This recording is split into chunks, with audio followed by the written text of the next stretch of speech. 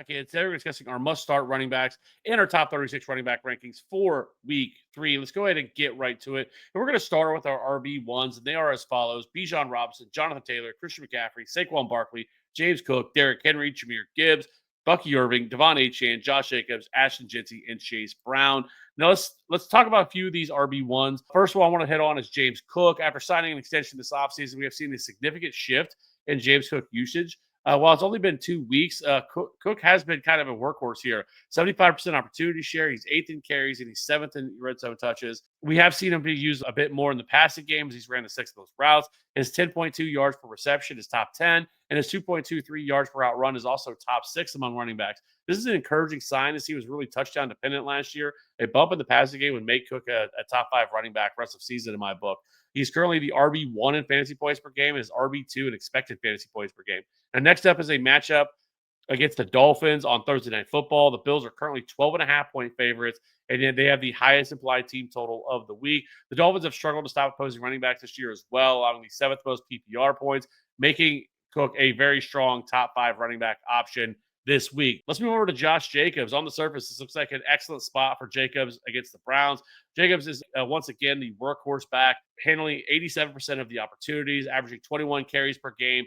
That's among the best in the league. However, one issue with him has been his lack of usage in the past game. He currently ranks 24th in route participation, and he's only been targeted one time these past 2 games. Now, I will say the Packers have pretty much handled both of these games that they played against the Commanders and the Lions, and they really haven't been pushed all that much. And so they really haven't had to open up the passing game too much. It's something we definitely should monitor here, because if this doesn't change and Josh Jacobs just doesn't get involved in the passing game, it's going to make him pretty one-dimensional, and he's going to be touchdown dependent. Now, obviously, the Packers offense is one of the better ones in the league, and so he's going to have plenty of opportunities to score touchdowns, but it's certainly something we want to keep an eye on. But I will say, this is not a great matchup this week for Josh Jacobs. The Browns have been elite at limiting opposing running backs. They have limited Chase Brown and Derrick Henry to just 36.5 yards per game and no touchdowns.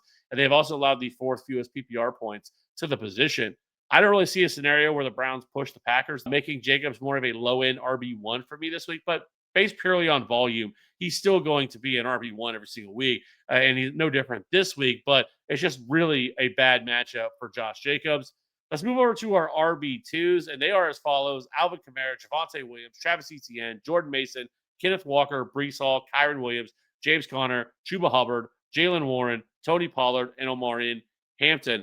Now let's hit on a few of these RB2s. The first one I want to talk about is Alvin Kamara. Kamara continues to operate as the Saints' lead back with 65% opportunity share. He's gotten there, averaging 16 carries and 4 targets, while his 11% target share is nothing close to his 21% target share that he saw last year. It at least eases some of the concern we had with Kellen Moore's offense not featuring running backs in the passing game, as he did see 6 targets this past weekend, which was a big bump from the 2 we saw the week prior. But he's still only averaging 14.9 PPR points per game, which is about RB14.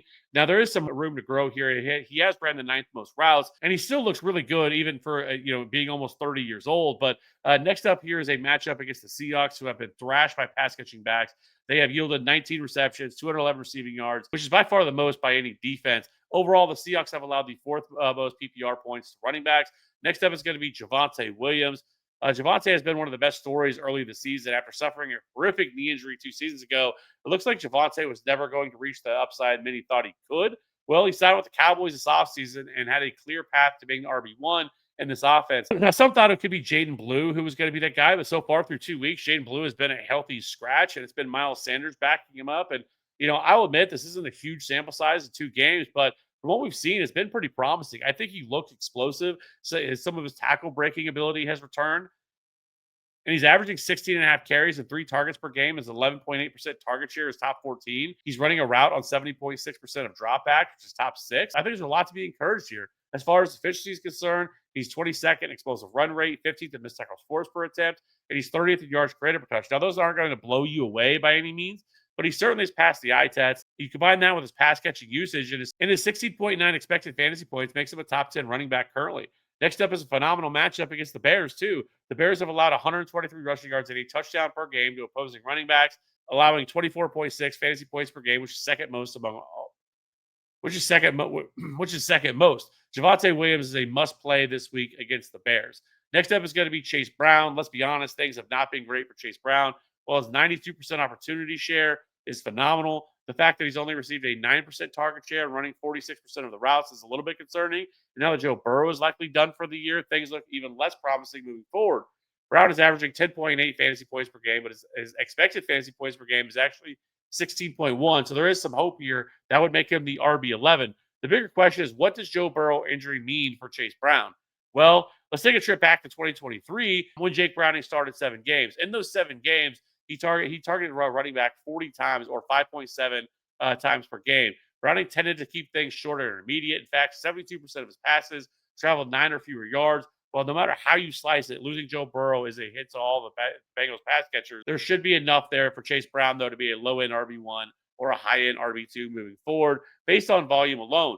This week, the Bengals traveled to Minnesota to take on Carson Wentz at the Vikings. The Vikings have struggled against opposing running backs this season, allowing the most rushing yards at a rate of 136 per game.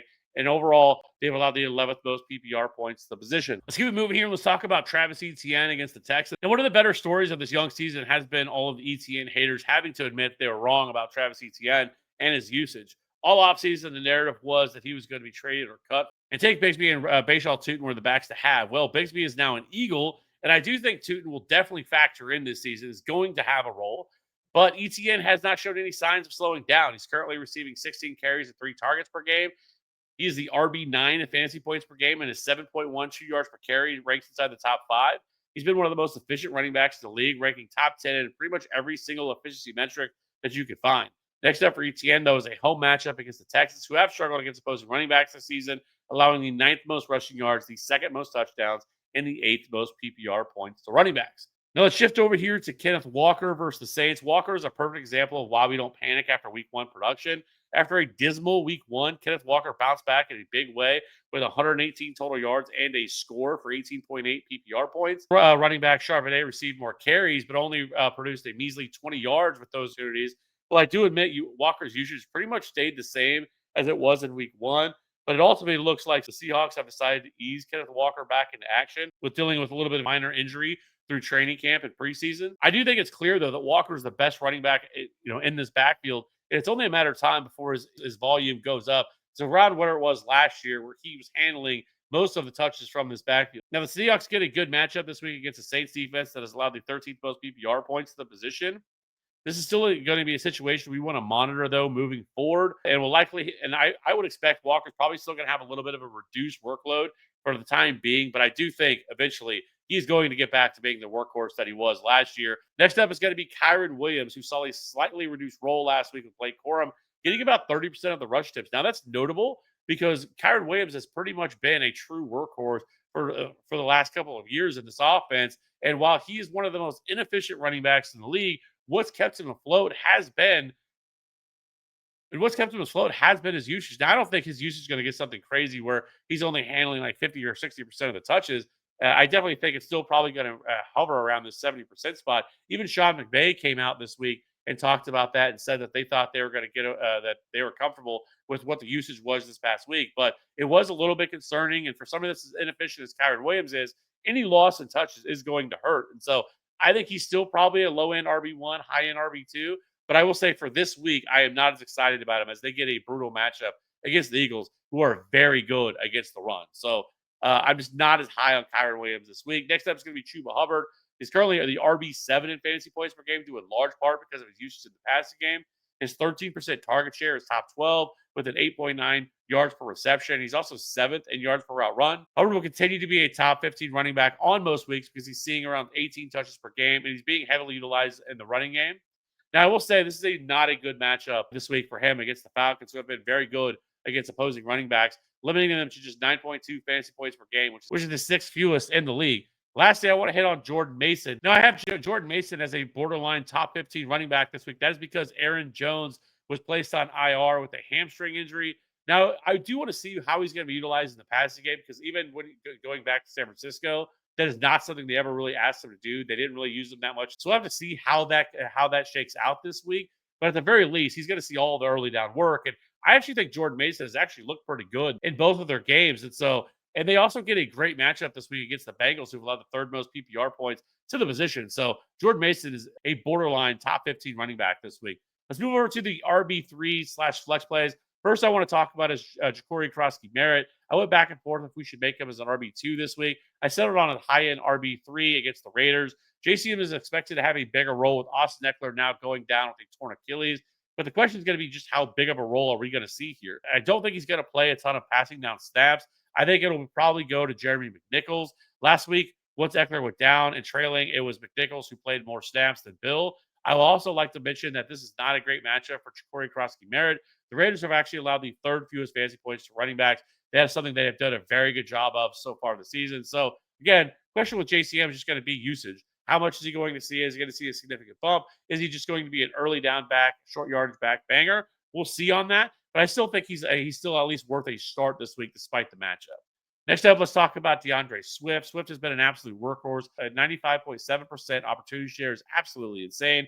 Yet he's averaging just 11.7 PPR points per game, which is only RB23. He's been incredibly inefficient, averaging just 3.1 true yards per carry. This is pretty much on par with what he's done the last couple of years. Volume will have to carry him this year. But next up is a matchup against the Cowboys, who have been a little bit middle of the road against opposing running backs, allowing just the 14th most PPR points at the position.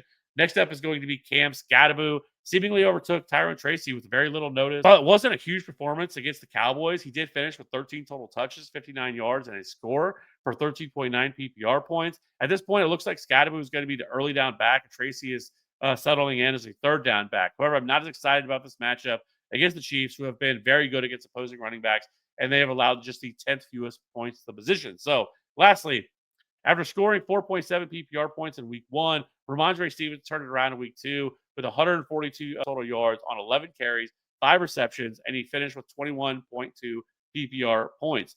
Everyone thought TreVeyon Henderson would have a bigger role out of the gate, but the rookie running back has struggled. And last week, he drew 3 holding penalties and really had a very tough time at pass protection. Now, this is actually good news, though, for Rhamondre Stevenson owners, because I think this is going to limit at least TreVeyon Henderson's usage early in the year. I think as he grows, as he becomes more comfortable with this backfield, with acclimating to the NFL speed, I think eventually TreVeyon Henderson is going to have a significant role in the Patriots offense.